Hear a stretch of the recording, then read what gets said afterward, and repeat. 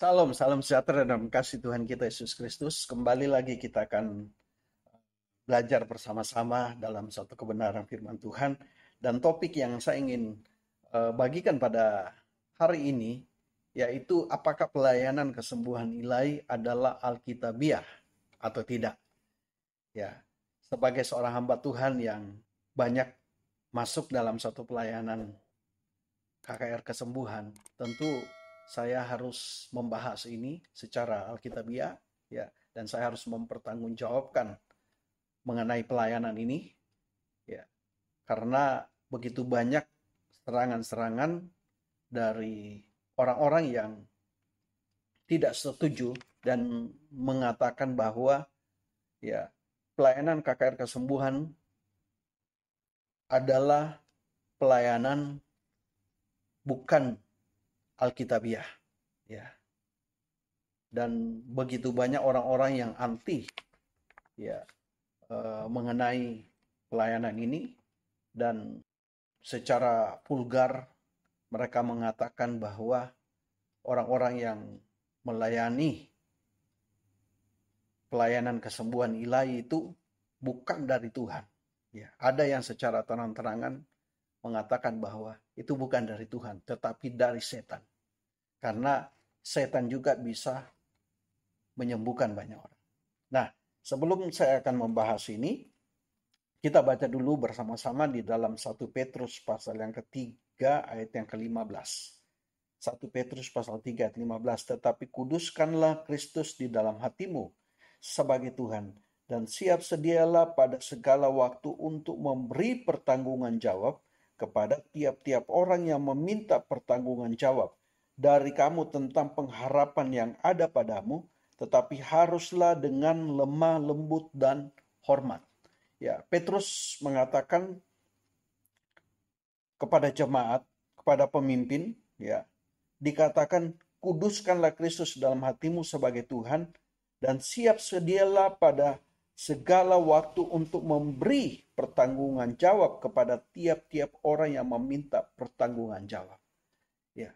Kata pertanggungan jawab berasal dari kata apologia, di mana sebagai seorang pengajar, sebagai seorang pemberita Injil, ketika orang meminta pertanggungjawaban atas ajaran yang telah kita sampaikan, dan kita harus bisa mempertanggungjawabkan itu. Ya. Dan hari ini saya ingin kita sama-sama belajar, dan kita sama-sama akan melihat bahwa apakah pelayanan kesembuhan ilahi itu adalah alkitabiah atau tidak. Dan saya meyakini bahwa pelayanan ini tetap masih berlangsung hingga saat ini. Bahkan pelayanan ini sampai Tuhan Yesus datang kedua kali. Ya. Sebagai seorang hamba Tuhan yang mengajar, tentu hal ini kita harus mempertanggungjawabkan. Nah, kita akan baca bersama-sama ya untuk melihat dasar-dasar alkitabiah mengenai pelayanan kesembuhan. Ya, kita buka bersama-sama di dalam Matius pasal yang ke-10. Matius pasal yang ke-10 ayatnya yang ke-7 sampai yang ke-8. Pergilah dan beritakanlah, kerajaan sorga sudah dekat. Sembuhkanlah orang sakit, bangkitkanlah orang mati, tahirkanlah orang kusta, usirlah setan-setan. Kamu telah memperolehnya dengan cuma-cuma, karena itu berikanlah pula dengan cuma-cuma. Di sini kita melihat bagaimana Yesus mengutus ke-12 murid untuk menyembuhkan banyak orang, dikatakan, ya. Dia menyembuhkan orang yang sakit, bahkan diperintahkan membangkitkan orang mati. Kuasa itu diberikan kepada murid-murid untuk menyembuhkan orang sakit. bahkan membangkitkan orang mati, mentahirkan orang kusta. Dan dikatakan juga kuasa itu untuk mengusir setan-setan. Dari hal ini kita melihat bahwa Tuhan ingin kita melakukan hal yang sama seperti apa yang Yesus lakukan. Tetapi tentu ini bukan menjadi suatu hal yang sentral dalam pelayanan kita. Karena pemberitaan Injil itu sendiri harus menjadi sentral dalam sebuah ibadah. Pemberitaan Injil harus itu menjadi sebuah hal yang utama di dalam pelayanan penginjilan kita. Ya, bukan pelayanan kesembuhan ilahi yang utama. Pelayanan kesembuhan ilahi itu hanya meneguhkan pemberitaan Injil yang sedang kita sampaikan. Ya. Tetapi harus yang utama adalah pemberitaan Injil itu sendiri. Dari ayat ini kita belajar bahwa kesembuhan ilahi itu adalah sifat dasar dari Allah sendiri. Sebagaimana hal itu juga terjadi di dalam perjanjian lama, di mana Tuhan mengatakan kepada umatnya bahwa akulah Yehova Rapha, Allah yang menyembuhkan. Itu di dalam Keluaran pasal 15 ayat yang ke-26. Firman-Nya, jika kamu sungguh-sungguh mendengarkan suara Tuhan Allahmu dan melakukan apa yang benar di matanya, dan memasang telingamu kepada perintah-perintahnya, dan tetap mengikuti segala ketetapannya, maka aku tidak akan menimpakan kepadamu penyakit manapun yang telah kutimpakan kepada orang-orang Mesir. Sebab aku Tuhanlah yang menyembuhkan engkau. Tuhan mengatakan bahwa dialah Yehova Rapha, Allah yang menyembuhkan. Tuhan berjanji kepada mereka, kalau mereka benar-benar mendengarkan suara Tuhan dan melakukan apa yang benar di mata Tuhan, maka Tuhan berjanji untuk tidak akan menimpa segala penyakit manapun sebagaimana itu pernah ditimpakan kepada orang-orang Mesir. Dan Tuhan berjanji untuk tidak menimpa sakit penyakit kepada mereka. Nah, ini kita melihat bahwa ini adalah sifat dasar dari Tuhan sendiri yang menunjukkan bahwa dialah Yehova Rapha, Allah yang menyembuhkan. Nah, kembali dalam Matius pasal 10 ayat yang ke-7 sampai yang ke-8, di situ kita melihat bahwa Yesus mengutus 12 murid. Setelah Yesus mengutus 12 murid di dalam ayat yang lain, Tuhan mengutus 70 murid. Dan memerintahkan hal yang sama.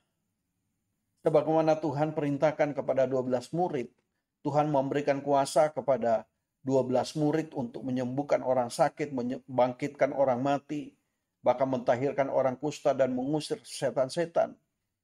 Kuasa yang sama diberikan kepada 70 murid pun juga untuk mengusir setan-setan, untuk menyembuhkan orang-orang yang sakit, bahkan membangkitkan orang yang mati. Setelah Tuhan mengutus 70 murid, Tuhan juga mengutus kepada orang percaya, di mana Tuhan berkata dalam Amanat Agung ketika Tuhan mengutus murid-murid di dalam Matius pasal yang terakhir kita lihat di situ. pasal 28 ayat 19, karena itu pergilah, jadikanlah semua bangsa muridku dan baptislah mereka dalam nama Bapa dan Anak dan Roh Kudus.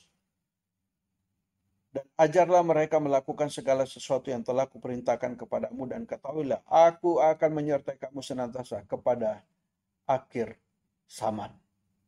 Tuhan katakan bahwa aku akan menyertai kamu senantiasa kepada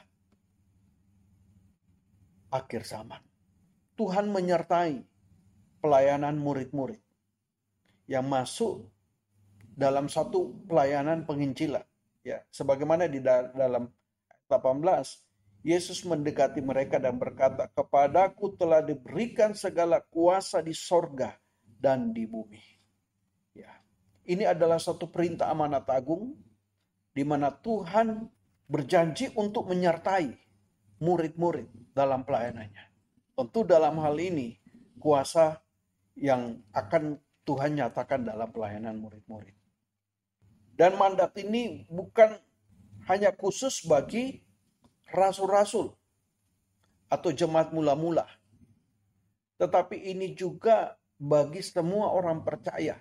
Jadi kalau kita melihat ada yang berkata bahwa pelayanan kesembuhan itu hanya dikhususkan bagi murid-murid, rasul-rasul pada saat itu, untuk meneguhkan pemberitaan Injil yang mereka beritakan. Karena pada saat itu Alkitab belum ditulis. Ini ada argumen yang mengatakan seperti itu, ya, karena mereka, ya, dia percaya tentang kuasa kesembuhan, tetapi mereka berkata bahwa itu hanya dikhususkan kepada murid-murid pada saat itu atau rasul-rasul dan orang-orang percaya pada zaman rasul-rasul. Karena pada saat itu Alkitab belum ditulis. Sebab itu dengan kuasa kesembuhan itu meneguhkan apa yang mereka sampaikan kepada mereka. Tapi sekarang tidak perlu karena Alkitab sudah dikanonkan.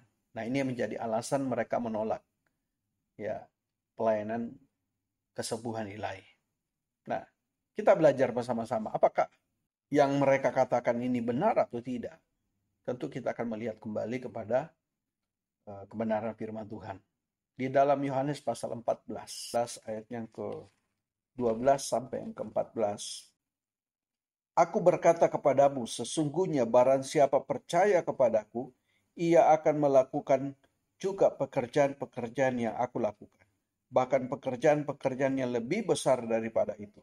Sebab aku pergi kepada Bapa, dan apa juga yang kamu minta dalam namaku, aku akan melakukannya, supaya Bapa dipermuliakan di dalam Anak.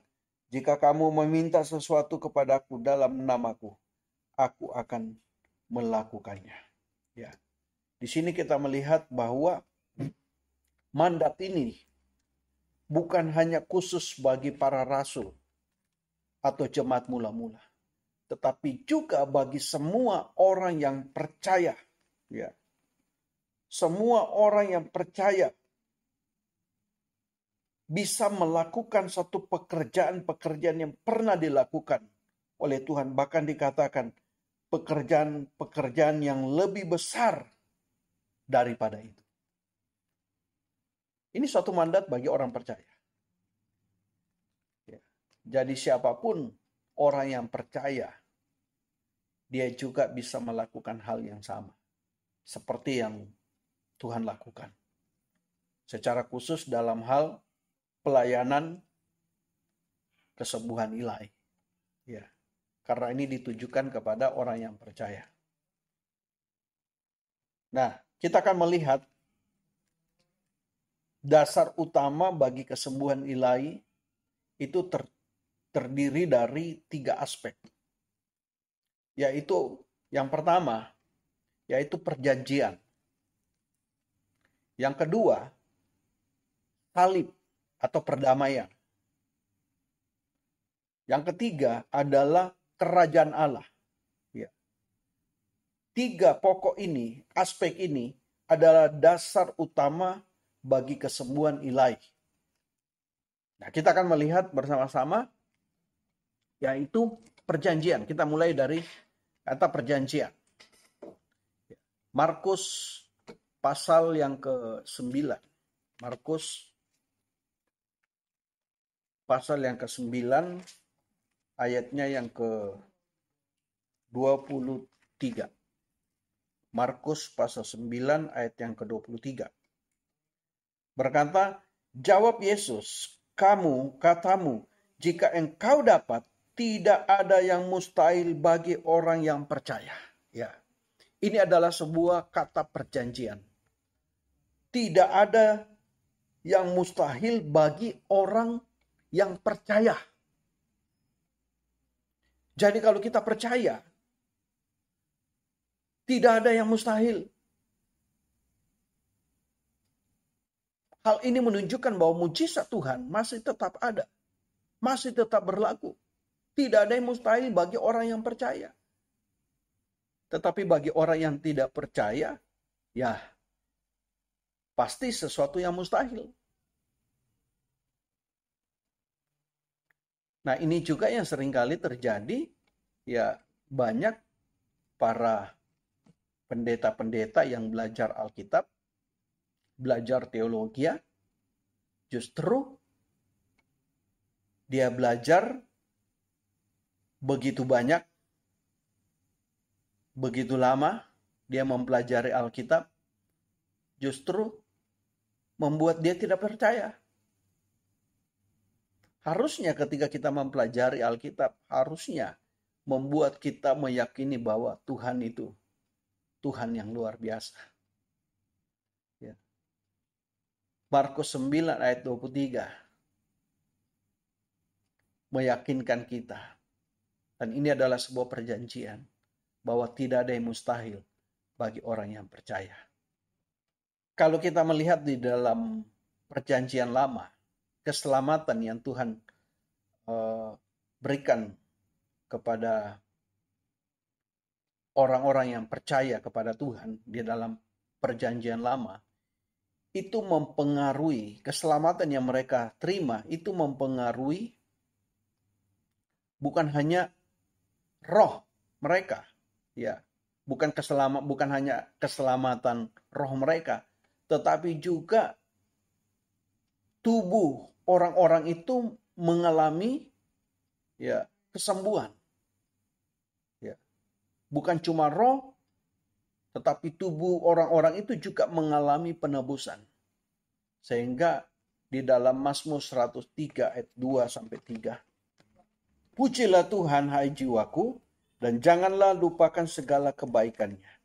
Dia yang mengampuni segala kesalahanmu, yang menyembuhkan segala penyakitmu. Di sini kita lihat dihubungkan dengan penebusan, ya keselamatan dengan sakit penyakit. Ya, dikatakan dia yang mengampuni segala kesalahanmu, yang menyembuhkan segala penyakitmu. Ini aspek di dalam perjanjian lama. Nah, kita akan melihat juga nanti ya aspek yang dikerjakan oleh Yesus di atas kayu salib. Ya. Nah, kita masih dalam pembahasan perjanjian. Ya. Ibrani pasal 2 ayat 3 dan 4. Bagaimanakah kita akan luput jikalau kita menyia-nyiakan keselamatan yang besar itu, yang mula-mula diberikan oleh Tuhan dan oleh mereka yang telah mendengarnya kepada kita dengan cara yang dapat dipercayai. Sedangkan Allah meneguhkan kesaksian mereka oleh tanda-tanda dan mujizat-mujizat, dan oleh berbagai-bagai pernyataan kekuasaan dan karunia Roh Kudus yang dibagi-bagikannya menurut kehendaknya. Ya, di sini kita melihat bahwa Allah meneguhkan kesaksian mereka, orang-orang yang percaya dengan tanda-tanda mujizat dan karunia-karunia Roh Kudus. di dalam ayat yang keempat, Allah meneguhkan kesaksian mereka oleh tanda-tanda dan mujizat-mujizat dan oleh berbagai-bagai pernyataan kekuasaan dan karunia Roh Kudus. Di sini kita melihat bahwa Tuhan meneguhkan kesaksian orang-orang yang memberitakan Injil itu dengan tanda-tanda dan mujizat-mujizat. Dari sini kita melihat bahwa mujizat Tuhan, dan saya meyakini bahwa mujizat Tuhan masih tetap berlaku sampai Tuhan Yesus datang kedua kali. Karena Tuhan meneguhkan setiap pemberitaan Injil dengan tanda-tanda dan mujizat-mujizat. Tuhan meneguhkan kesaksian. Jadi kalau ada yang mengatakan bahwa pelayanan kesembuhan ilahi sudah berhenti sampai kepada rasul-rasul, ini adalah ajaran yang salah. Karena selama pemberitaan Injil itu diberitakan, selama pemberitaan Injil disampaikan, maka Tuhan juga akan meneguhkan, siap untuk meneguhkan kesaksian yang kita sampaikan dengan tanda-tanda dan mujizat-mujizat serta karunia-karunia Roh Kudus yang Tuhan nyatakan bagi kita yang percaya. Ya. Ini adalah sebuah perjanjian. Ini adalah sebuah janji. Nah, kita akan masuk dalam hal yang kedua. Aspek yang kedua, yaitu dasar utama bagi kesembuhan ilahi. Aspek kedua adalah salib atau pendamaian. Ya. Hubungan kesembuhan dengan darah pendamaian Yesus. Matius pasal yang ke-8 ayat yang ke-17. Hal itu terjadi supaya genaplah firman yang disampaikan oleh Nabi Yesaya. Dialah yang memikul kelemahan kita dan menanggung penyakit kita. Kita lihat aspek yang kedua, yaitu dasar utama kesembuhan ilahi, yaitu memiliki hubungan dengan darah pendamaian atau berbicara tentang salib. Ya. Dikatakan dialah yang memikul kelemahan kita dan menanggung penyakit kita. Ya. Itu juga ditulis di dalam 1 Petrus pasal 2 ayat 24. Ia sendiri telah memikul dosa kita di dalam tubuhnya di kayu salib supaya kita yang telah mati terhadap dosa hidup untuk kebenaran. Oleh bilur-bilurnya kamu telah sembuh. Ya.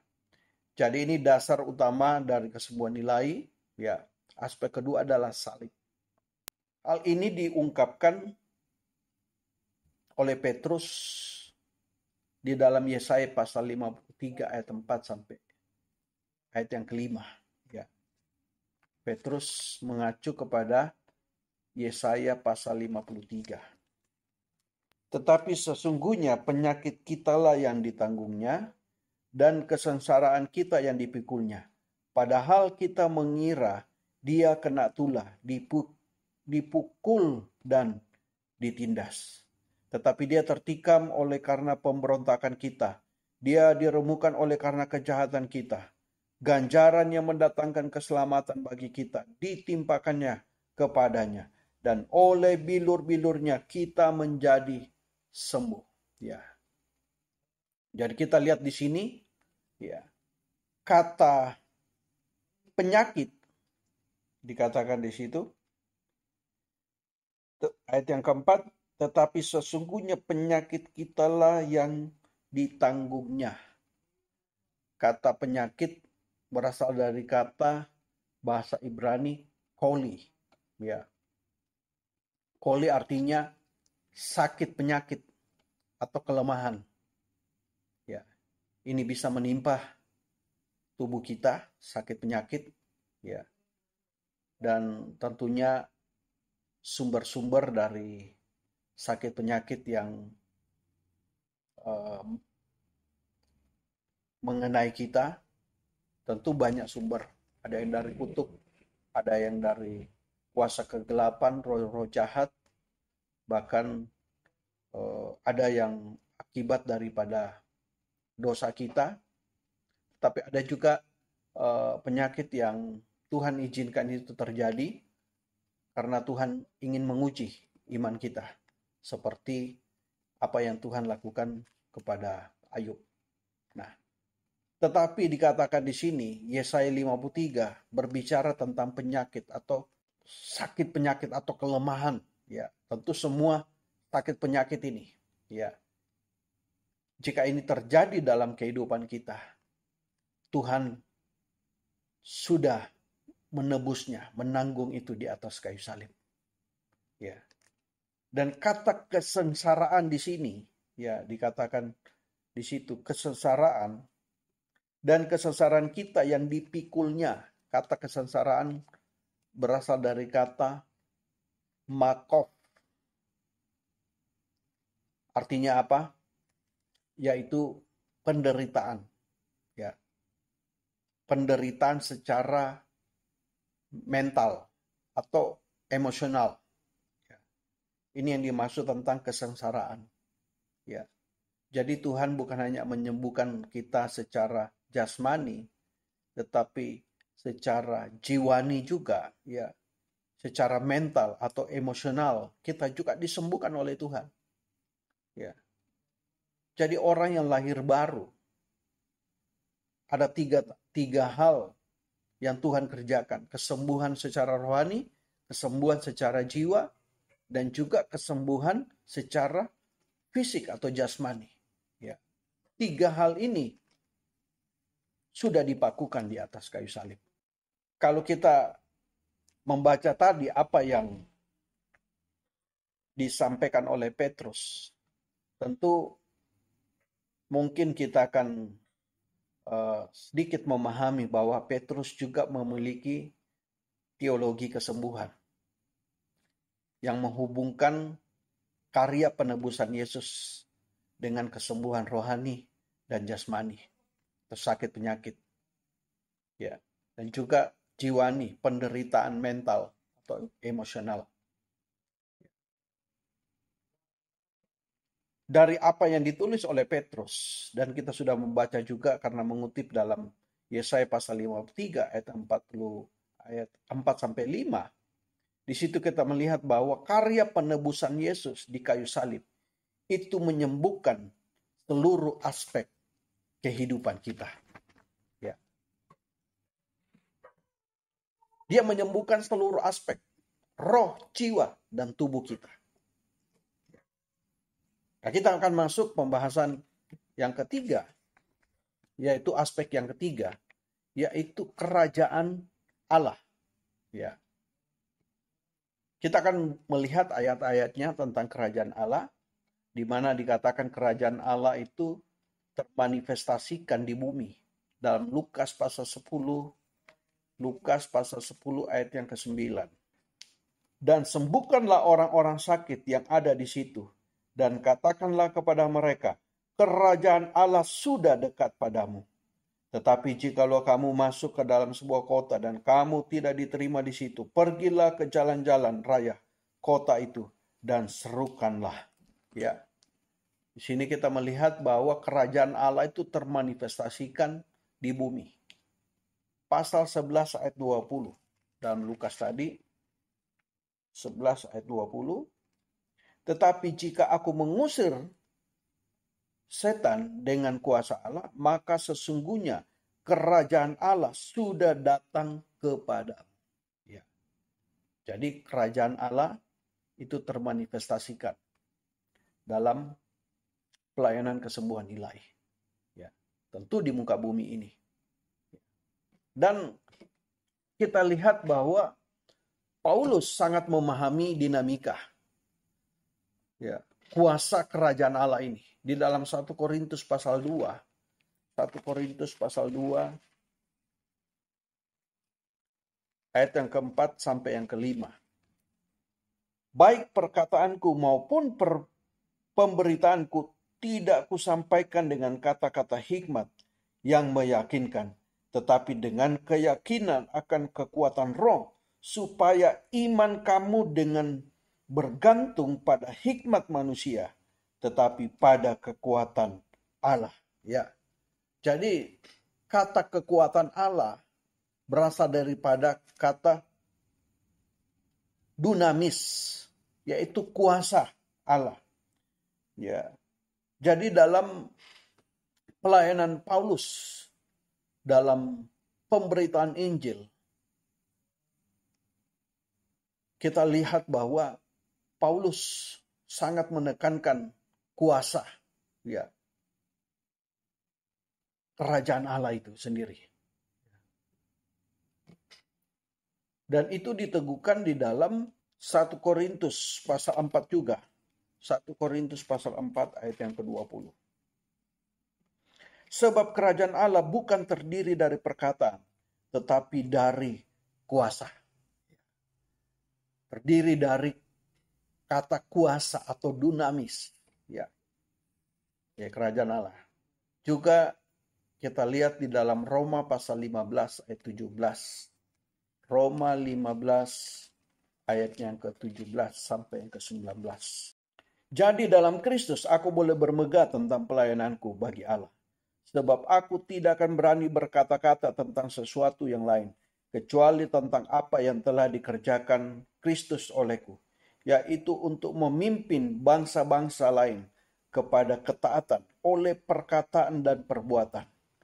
Ayat 19, oleh kuasa tanda-tanda dan mujizat-mujizat, dan oleh kuasa roh, demikianlah dalam perjalanan keliling dari Yerusalem sampai ke Ilirikum, aku telah memberitakan sepenuhnya Injil Kristus.